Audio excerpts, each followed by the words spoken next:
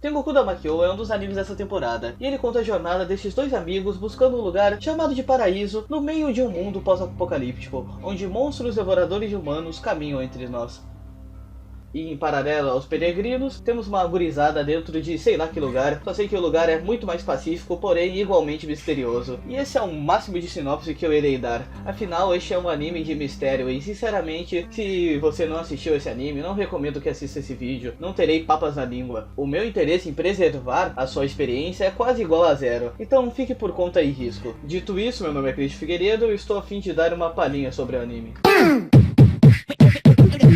Eu não sou nenhum revolucionário ou anarquista para não começar comentando a produção do anime. O sucesso dele, acredito que seja muito graças a ela, e a sua direção comunica muito, então a partir desse aspecto mais técnico, poderei falar das minhas interpretações. Primeiro gostaria de, na verdade, comentar outras produções para chegar no meu ponto. Produções de anime em geral, mais especificamente falando sobre o aspecto animação. É muito comum assistirmos cenas de animações lindas e fluídas em banalidades, como cozinhar, abrir uma porta ou simplesmente qualquer ação mundana e sinceramente, a partir do anime de Chainsaw Man eu fiquei de saco cheio de achar algum simbolismo nesse tipo de cena, pois às vezes elas só significam a animação mesmo, pois diferente de filmes em que é só ligar a câmera para mostrar os personagens caminhando, muitas vezes esse fator caminhar nem sendo importante, numa animação é diferente. Para qualquer ação é preciso muito capricho e trabalho, para fazer um personagem levantar da cama e ir tomar um café, é todo um planejamento e várias técnicas são aplicadas nesses simples movimentos. E muitas vezes todo esse esforço técnico por trás, sentido pelas distorções dos traços ou pela falta dessas distorções, é tudo que o anime quer nos comunicar naquele momento. Sabe quando vemos alguém falar que ama Akira, mas quando vai comentar sobre a obra diz exatamente porra nenhuma? Então, seria melhor para essa pessoa simplesmente admitir que adorou a animação. Não precisa usar jargões como é uma obra revolucionária e cheia de significados. Simplesmente você se deslumbrar com a fluidez das motos de Akira é a absorção de arte mais pura que podemos ter. Então tudo bem, sabe? Eu tenho até um exemplo pessoal. Enquanto eu estudava o arcadismo, antes de tentar identificar todas as características do movimento artístico na composição para aguçar meus aprendizados, a primeira coisa que eu pensei sobre a pintura é: por que ele ou ela está sozinha nesse canto? Essa não era para ser uma pintura uniforme, onde tudo parece só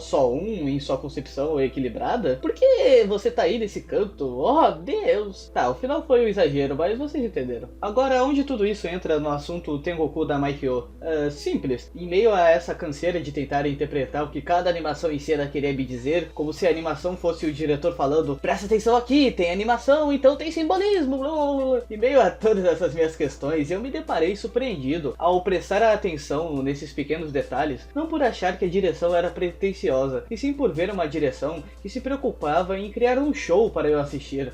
Tipo, na famosa cena do personagem cozinhando, que eu tava usando de exemplo, porque muitos animes gostam de caprichar nesse tipo de cena, temos mais a preocupação de criar a quebra de ritmo perfeito, mostrando a inquietação da personagem para com o assunto, e menos a animação querendo se mostrar perfeita, tanto que nem temos uma cena animada de algum personagem cozinhando depois. Outra cena que eu gostei muito foi essa, onde os personagens em meio à escuridão procurando o monstro parecem estar fora de composição. Essa cena realmente me passou a sensação daquelas animações que colocam o personagem 2D em um cenário real, sabe? Ela comunica muito bem a sensação do território não ser deles e sim do monstro, o que se mostra uma verdade depois. Mas eu não posso, mesmo depois de ter dito tudo isso, não falar que eu não gosto de uma boa fluidez. Inclusive eu acho muito divertida a cena do primeiro episódio, do confronto do Maru contra esse bando de figurantes. A fluidez dessa cena é tão maravilhosa e específica, ele gira tão naturalmente, a coreografia faz parecer que seu corpo só está sendo levado pelo fluxo dos golpes inimigos. Me passa até a sensação de quando geramos um lápis ou caneta na mão e seguimos o fluxo do lápis, não o lápis segue nosso fluxo, mesmo que seja a nossa mão fazendo o movimento, sendo essa sensação passada somente possível pelo quão natural é a fluidez da animação. E é aqui que eu queria chegar. Não falo que a cena é natural porque os movimentos são naturais, muito longe disso.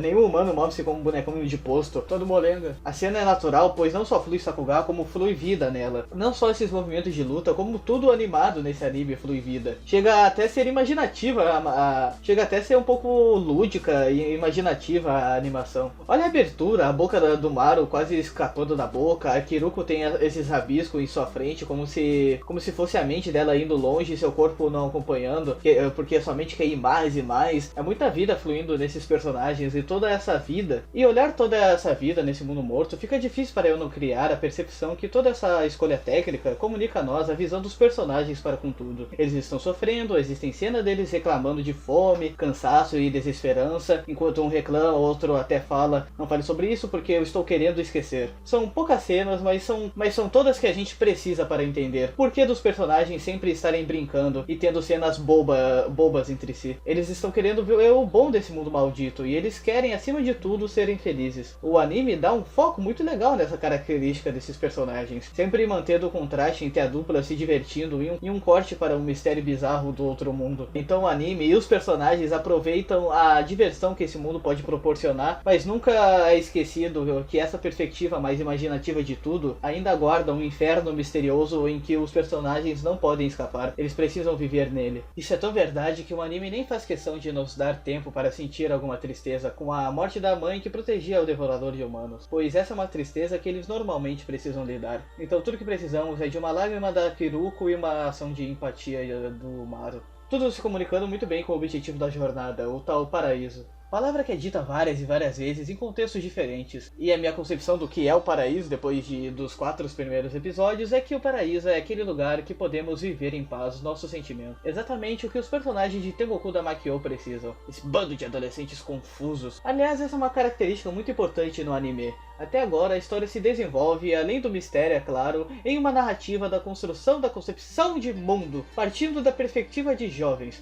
É muito importante que eles sejam jovens, pois a descoberta faz parte dessa construção de concepção de mundo. E por eles não terem uma base do que o mundo deveria ser, com isso eu quero dizer que eles não têm adultos dando exemplo ou explicando o mundo, nessa característica o anime aproveita para fazer alguns comentários sobre essa temática de construção de concepção de mundo, sendo uma parte muito importante para nós entendermos o nosso redor, sendo uma parte muito importante para o nosso desenvolvimento como indivíduos, o gênero. Um assunto tão complexo que hoje em dia o pessoal não se sente satisfeito em pensar o que significa e o que se sente por pronomes como ele e ela. Os jovens já estão querendo ser chamados de elos e delos, o que eu realmente não me importo. Minha reação pro gênero neutro sempre será que bosta, mas depois eu continuo te chamando como você quer. Agora que deixei isso claro, fiz esse disclaimer, sabe? Vamos continuar. Existe uma divisão entre jovens com rumo, aqueles que vivem dentro desse mundo utópico que parece uma prisão, e os jovens sem rumo, a dupla que vive nesse maldito pós-apocalipse. Na dos jovens com rumo, podemos ver que, não importando o gênero, os dois usam o mesmo tipo de roupa. E existe um esforço daqueles que comandam o lugar de fazê-los não ter contato com convenções do mundo antigo, aparentemente. Não sei direito, só sei que eles não gostam do fato de ter jovens se beijando, sendo que eles nem mostraram algo do tipo para eles. A prova de que a fala deles é verdade são os jovens desse mundo utópico não entendendo direito o que significa o contato, sabe? E essa vontade sexual. Na verdade,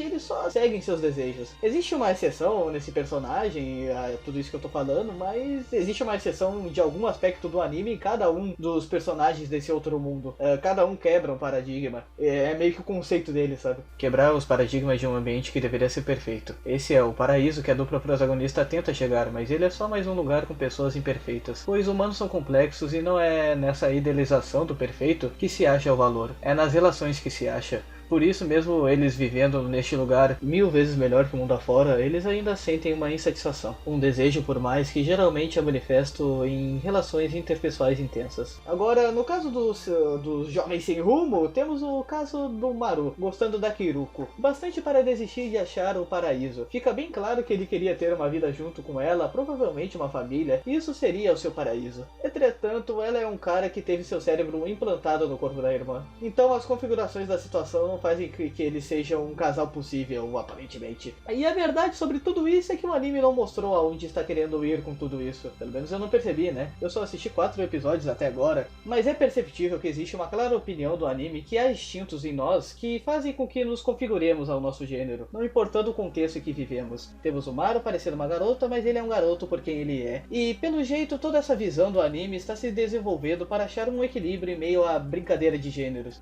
Sinceramente falando, é preciso preciso que o anime ache o tal equilíbrio, afinal de contas o amor incestuoso do Kiruko pela irmã é bizarro. Se o anime não desenvolver a sexualidade da Kiruko, tudo só vai ser muito estranho e problemático. Tipo assim, eu entendi que a relação de homem e mulher do Kiruko se baseia na relação de irmão e irmã, pois é só esse exemplo que ele tem, e por isso ele desenvolveu uma atração sexual pela irmã. Por isso também a relação dele com o Maru se baseia nisso, e o Kiruko não se sente desconfortável no papel de irmã mais velha por causa disso. Entretanto, uma construção boa não justifica uma ideia ruim, então tudo depende da finalização dessa construção. Enfim, a última coisa que falta comentar é o mistério e a ação. O mistério é muito bem desenvolvido, fico muito feliz que o anime não se rendeu a uma estrutura fácil de narrativa, colocando o desenvolvimento da narrativa em torno de figuras antagônicas se conflitando fisicamente, sabe? Como o Shingeki, a obra de mistério que 80% da narrativa foca em luta de titã gigante. Aqui temos o desenvolvimento mais meticuloso dos personagens, explorando esse mundo, afrontando os inimigos de forma inspirada e pontual. Mas por nada ter um lado muito bem formado, não tem como dizer que a história se desenvolve em volta de um inimigo. É mais sobre os personagens, e enquanto eles se descobrem, nós descobrimos o mundo. É uma relação simbiótica entre telespectador e obra, então não tenho nada a reclamar. As ideias que cercam esse mundo chamam muita atenção. Troca de corpos, monstros simples e bizarros, uma espécime de metrópolis. A primeira coisa que eu pensei quando comecei a assistir esse anime é: que tipo de metrópolis é esse? E com isso eu quero dizer que existe um contraste entre o mundo utópico e o mundo merda muito legal, e parece que esse outro mundo utópico cria monstros. Realmente é tudo muito interessante e divertido de acompanhar, porque os mistérios comunicam com os personagens. Toda a relação de homem e mulher do Kiruko gira em torno de sua relação com a irmã. Agora ele é a irmã, mas por que fariam isso com ele? O que isso diz sobre a identidade do personagem? Descobrimos que o mundo cria monstros e a Tóquio, a personagem que está se descobrindo como mulher através da sua sexualidade, tem uma ligação com o monstro que lembra muito a figura de um bebê. Sabe, realmente é fascinante como os mistérios se comunicam com os personagens. Esse anime é muito bom mesmo, e a minha conclusão é que Dengoku Damakyo é um anime com produção fenomenal, um exemplo de como fazer uma experiência genuína para o telespectador através da linguagem, das técnicas, e a história é muito vaga, porém já diz muito e eu quero saber mais sobre ela, assim como os personagens dessa obra. Assim como os personagens dessa obra querem, como os jovens dentro daquele lugar resguardado, sempre desenvolvendo sua identidade, o que incomoda os adultos no local, assim como o Maru, que mesmo não sendo muito certo seus objetivos, existe sim uma questão de identidade na composição de seu personagem. Ele sempre segue as opiniões da Kiruko, ela até fala pro Maru ter mais opinião, e na primeira fazenda de maconheiros, o Maru já fica encantado o suficiente para querer ser como eles. O personagem quer ser algo, e a Kiruko está numa situação anormal, estando no corpo da irmã sem saber o porquê. E a cidade que morava mudou muito enquanto a personagem estava hospitalizada. Seus amigos sumiram, o exemplo de quem ele queria ser sumiu, agora ele busca por tudo isso para entender mais o que está acontecendo. Parecendo muito menos um sentimento de vingança, dado que o Kiruko sempre pergunta primeiro do Robin, o seu exemplo de adulto, e não sobre o seu malfeitor, parecendo mais uma vontade de querer entender e ter uma base para continuar vivendo do que vingança mesmo, sabe? E assim como esses jovens querem descobrir mais, eu quero. Mas bem como esses dois personagens, eu posso não ter nenhuma resposta e continuar me divertindo, pois a companhia de cada um deles é o suficiente. Aliás, o Maru é muito burro e isso me faz muito feliz.